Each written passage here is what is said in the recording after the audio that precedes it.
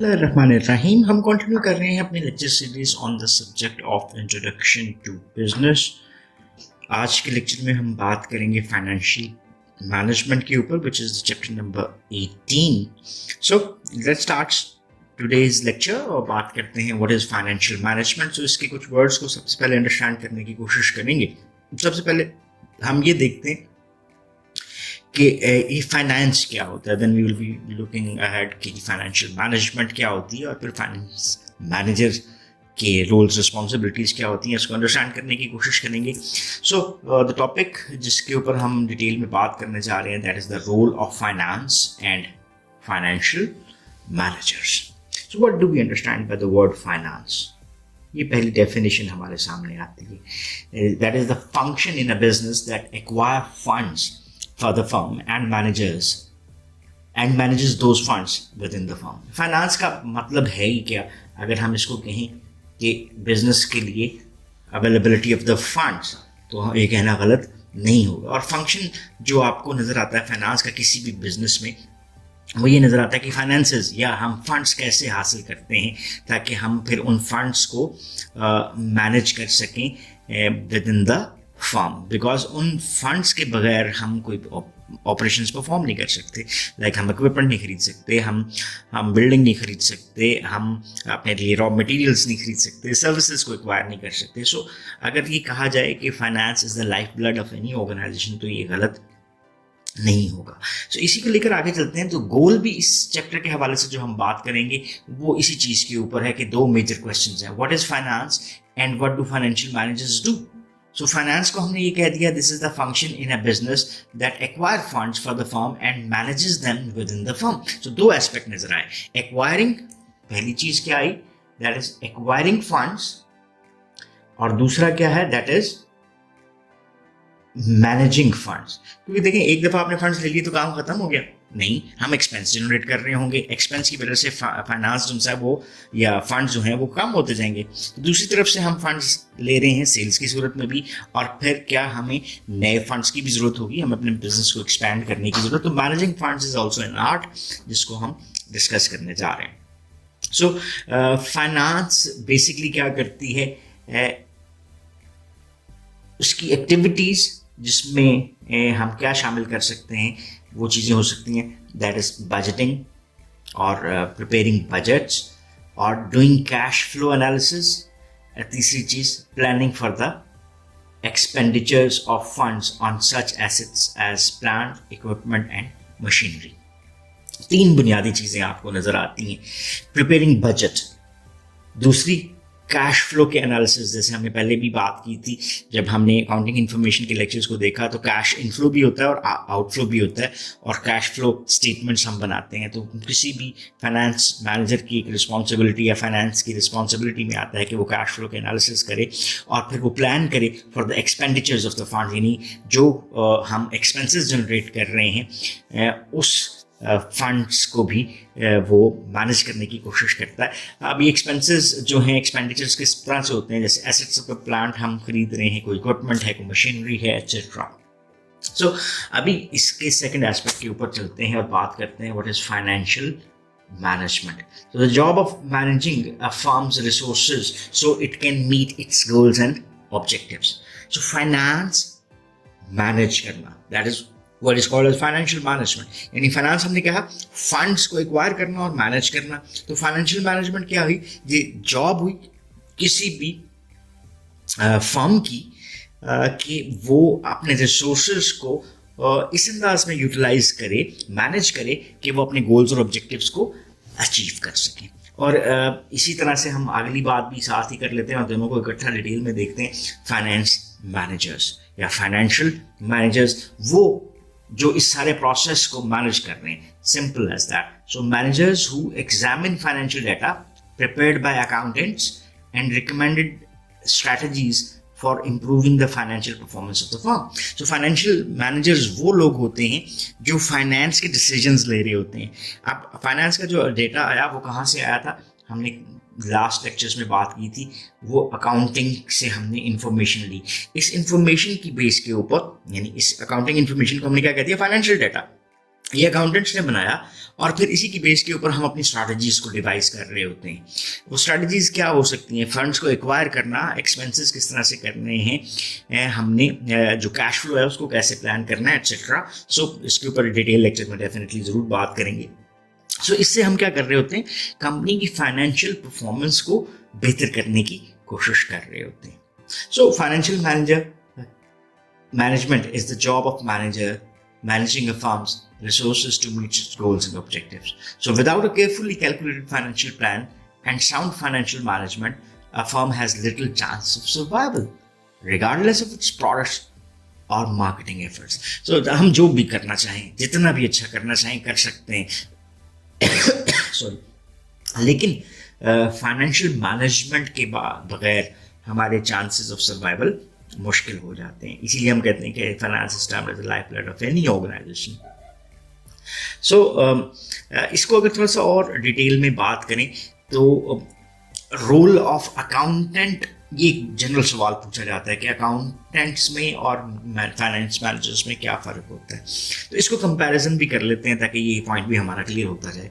So we can compare an accountant to a skilled laboratory technician who takes blood samples and other measures of a person's health and writes the findings on a health report. ये एक example create की कि हम किसी भी accountant को इस तरह से समझ सकते हैं जैसे कोई लेबोरेटरी का एक स्किल्ड टेक्नीशियन है जिसने ब्लड का सैंपल लिया, अदर मेजर्स जो करने थे वो किए हेल्थ के हवाले से, और फिर उसके ऊपर जो एक रिपोर्ट है वो बना दी, उसको हमने हेल्थ रिपोर्ट बना दिया। अगर इसी को बिजनेस में लें, this process is the preparation of financial statements. यानी क्या हुआ? फाइनेंशियल स्टेटमेंट्स का प्रिपेयर करना is the job of the accountant, लेकिन एक फाइनेंस मैनेजर क्या कर रहा है? Is like the doctor who interprets the reports and makes recommendations that will improve the patients health. हमने कंडीशन बताई, अकाउंटेंट ने कंडीशन बताई, डॉक्टर ने क्या किया? उस जो हेल्थ कंडीशन थी उसके ऊपर उसने रिकमेंडेशंस दी, उस जो सिम्टम्स थे, चीज़ों को उसको इंटरप्रेट किया रिपोर्ट से लेके और मैनेज करने की कोशिश की हेल्थ ऑफ दैट पर्सन। तो इसी को अगर आप फाइनेंसेस में ले जाते हो तो फाइनेंसेस के हवाले से preparation of financial statements is the job of the accountant, but taking decisions based upon those financial data is the responsibility of the finance manager. So in short अगर बात करें, फाइनेंस मैनेजर एग्जामिन करता है financial data prepared by the accountants and recommend strategies for improving the financial performance of the firm. So ये तो हमारा तीनों चीज़ों की क्लैरिटी जनरेट होगी, ये जिसमें हमने कहा कि फाइनेंस क्या होता है, फाइनेंशियल मैनेजमेंट क्या है, और फाइनेंशियल मैनेजर्स कौन होते हैं। यहाँ पे अभी देखते हैं फिगर 8.1, ये हाईलाइट करती है एक फाइनेंशियल मैनेजर्स के बुनियादी टास्क क्या हो सकते हैं। तो जैसे हमने पहले भी देखा कि दो की रिस्पॉन्सिबिलिटीज थी। Two key responsibilities are to obtain funds and to effectively control the use of these funds. जैसे अभी हमने बात की कि हमारे पास ये दो काम नजर आए थे कि हमने as a manager, as an accountant हमने क्या किया? हमने फंड्स को एक्वायर भी किया और फिर उसको मैनेज भी किया। तो ये दो प्राइम रिस्पॉन्सिबिलिटीज आपको नजर आती हैं। अब कंट्रोलिंग ऑफ द फंड्स में क्या चीज़ें शामिल होती हैं? फर्म्स कैश, क्रेडिट अकाउंट्स जिसको हम अकाउंट रिसीवेबल भी बुलाते हैं, और then inventory. So finance is the critical activity in both profit seeking and non-profit organizations। चाहे जो भी हैं, profit seeking organizations का basic purpose objectivity profit gain करना होता है, और NGOs टाइप जैसे इदारे हैं, नॉन गवर्नमेंटल ऑर्गेनाइजेशंस, जो अदर देन फाइनेंशियल ऑब्जेक्टिव्स काम कर रहे होते हैं, इवन उनमें भी फाइनेंस की एक्टिविटी बहुत ज़्यादा इम्पॉर्टेंट समझी जाती है। सो इसको एक डायग्राम से समझने की कोशिश करते हैं, व्हाट फाइनेंशियल मैनेजर्स डू। यहाँ पे हमारे सामने जी आ जाता है, कहाँ, यहाँ से शुरू करते हैं जी हम कैश से। अब देखिए आपके सामने क्या आ गया जी, ये सारी चीज़ें ये आपके पास कैश की सूरत में। अब ये कैश के हवाले से हमने क्या करना है? कंट्रोल करना है अपने फंड्स को। इसको हमने क्या कह दिया? Funds management. इससे पहले अगर बात करें तो हमने बिजनेस को स्टार्ट करना था, काम शुरू करना था, काम को जारी रखने के लिए कोशिश करनी है, तो ऑब्टेनिंग फंड्स इज इम्पॉर्टेंट। फिर बात करते हैं कलेक्टिंग फंड्स। जैसे हमने कहा कि हम फंड्स को कलेक्ट करना है, जैसे हमारे पास ऑब्टेनिंग फंड्स जो हो सकते हैं शॉर्ट टर्म और लॉन्ग टर्म टेक्निक्स हो सकती हैं। तो इसको अगले लेक्चर में हम थोड़ा सा डिटेल में भी देखेंगे। तो ऑब्टेनिंग फंड्स हमारे डिसीजन पे डिपेंड किया कि हमें शॉर्ट टर्म फाइनेंसिंग करनी है या लॉन्ग टर्म फाइनेंसिंग करनी है, फंड्स को कैसे कंट्रोल करना है, उसको कलेक्ट कैसे करना है। जैसे अगर हम कैश लेते हैं तो कैश कौन सा है, ये अकाउंट रिसीवेबल्स आगे कि हमने फंड्स को ऑब्टेन करना है। एक तो हमने शॉर्ट टर्म और लॉन्ग टर्म फाइनेंसिंग टेक्निक्स देख ली, दूसरी तरफ हमारे पास कैश की सूरत में अकाउंट्स मौजूद हैं जो कि अकाउंट रिसीवेबल्स है, तो वो भी हमें कलेक्शन ऑफ द फंड्स में हेल्प कर रहे होते हैं। Then advising top management on financial matters. Funds, जैसे अभी ऑब्टेनिंग फंड्स की हम बात कर रहे थे, तो हमें टॉप मैनेजर्स को ये बताना है कि हमारे लिए इस टाइम किस किस्म के फाइनेंस को एक्वायर करना बेहतर हो सकता है। क्या हम लॉन्ग टर्म फाइनेंशियल कलेक्शन की टेक्निक अपनाएं या शॉर्ट टर्म पे डिफरेंट फाइनेंसेस लेने की कोशिश करें। सो ये टेक्निक्स फ़र्क होती हैं। जैसे शॉर्ट टर्म पे आप शॉर्ट टर्म लोन्स भी ले सकते हैं, लॉन्ग टर्म टेक्निक्स में भी लोन जो है वो लॉन्ग टर्म में यानी लंबे अरसे के लिए आप ले सकते हैं। देन तीसरी चीज़ आ जाती है how to deal with the tax matters. हमने टैक्स को किस तरह से मैनेज करना है। टैक्स आपकी गवर्नमेंट वसूल करती है based upon the income that is been generated by the business. So there are different ways and means के थ्रू हम एक effective tax management technique run कर सकते हैं ताकि हमें कम से कम टैक्स पे करना पड़े, हम अपनी रिस्पॉन्सिबिलिटी भी फुलफिल करें और अपने जो ओवरऑल फाइनेंसेस है उसको बेस्ट यूटिलाइज कर सकें। देन दो चीज़ें, planning and budgeting. Financial planning, जैसे हमने कहा कि हमने अपने फाइनेंसेस को किस तरह से, कितने अकाउंट रिसीवेबल्स मैक्सिमम होने चाहिए, फिर कैश का इनफ्लो क्या होना है, आउटफ्लो क्या होना है। देन प्लानिंग के साथ ही हम इसको ऐड कर लेते हैं, दैट इज़ अ बजटिंग, कि हम किस तरह से अपने बजट्स बना सकते हैं। इसमें सेल्स बजट्स भी बनते हैं जो अकाउंट रिसीवेबल्स आपको क्रिएट करके देते हैं। आपके एक्सपेंस बजट्स बनते हैं, एक्सपेंस बजट्स की फर्दर कैटेगरीज बन सकती हैं जिसमें इक्विपमेंट मशीनरी पे क्या होगा, सेल्स पे क्या होगा, ह्यूमन रिसोर्स पे क्या होगा, वगैरह वगैरह। And then at the end हमने ये असेस करना है कि जो हम कर रहे हैं वो ठीक कर रहे हैं। Auditing, that is auditing is rechecking of the overall financial data जो कि हमारे पास मौजूद होता है। जैसे हमने कहा था डबल एंट्री सिस्टम जब अकाउंटिंग में होता है तो हम चेक करने की कोशिश कर रहे होते हैं ताकि एरर को हम मिनिमाइज कर सकें। Similar auditing is the checking process जो कि हमें ये बताता है कि कहीं पे अगर एरर्स हैं तो हम उसको किस तरह से आइडेंटिफाई कर सकते हैं। So these are the some responsibilities जो कि आपको नजर आती हैं of a financial manager. So last topic इस क्लास के हवाले से रखते हैं और बात करते हैं what is the value of understanding finance. 3 of the most common reasons एक फॉर्म फेल हो सकती है, और फेलियर के रीजंस को हम किस कॉन्टेक्स्ट में देख रहे हैं, इन कॉन्टेक्स्ट ऑफ फाइनेंस। यानी 3 most common reasons of a firm that fails financially are, पहली चीज अंडर कैपिटलाइजेशन, दूसरी poor control over cash flow, और तीसरी inadequate expense control. So basically under capitalization क्या है, जहाँ पे हमारे पास अगर 10 रुपये चाहिए तो हमारे पास कितने पैसे रखे हैं, हमने 8 रुपये रखे हैं। So capital is the fund which is required for the business जो कि हम स्टार्ट करने जा रहे हैं। सो अगर हमारे पास इनसफिशिएंट फंड्स होते हैं टू स्टार्ट द बिजनेस तो हम स्कार्सिटी का ही एक एस्पेक्ट फेस करते हुए दिखाई देते हैं। So we can not perform our functions most effectively and efficiently.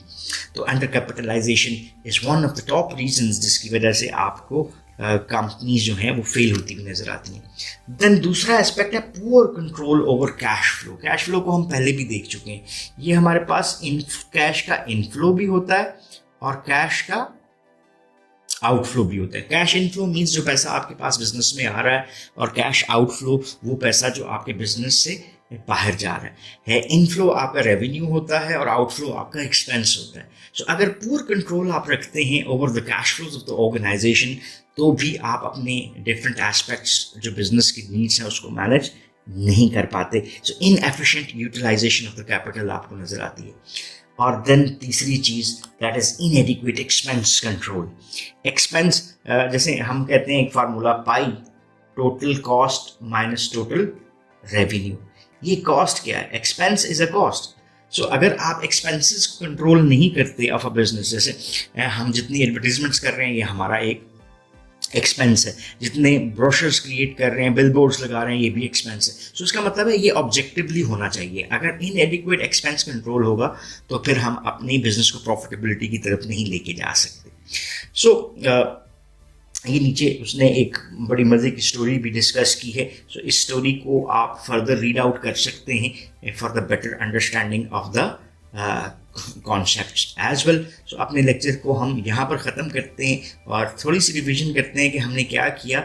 हमने ये देखने की कोशिश की कि role of finance and financial managers क्या है। इसमें हमने अंडरस्टैंड किया what do we understand by finances. तो हमने क्या कि फाइनेंस बुनियादी तौर पे बिजनेस के फंड्स को एक्वायर करना क्या कहलाता है, फाइनेंस कहलाता है। फाइनेंशियल मैनेजमेंट हमने ये बात की कि एक फार्म के जो रिसोर्सेज हैं, फाइनेंशियल रिसोर्सेज हैं, उसको इस्तेमाल करना कि कंपनी अपने गोल्स और ऑब्जेक्टिव्स को पूरा कर सके। फाइनेंशियल मैनेजर्स वो जो कि फाइनेंशियल डाटा अकाउंटेंट्स की तरफ से प्रिपेयर किया गया उसको यूटिलाइज करते हैं फाइनल डिसीजन मेकिंग की सूरत में या स्ट्रैटेजीज बनाने की सूरत में।